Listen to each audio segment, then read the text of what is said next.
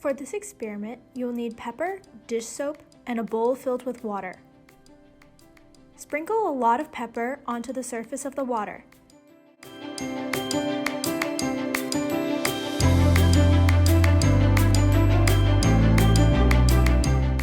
Next, get your dish soap and place a very small amount onto the tip of your finger.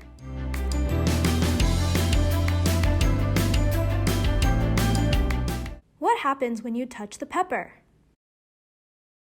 You'll see that the pepper seems to run away from your finger. Well, it's not the pepper that's running away, it's the water.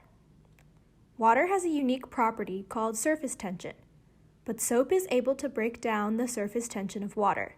That's part of what makes soap a good cleaner. As the soap moves into the water, the surface tension changes, so the water moves to the side of the bowl, carrying the pepper with it.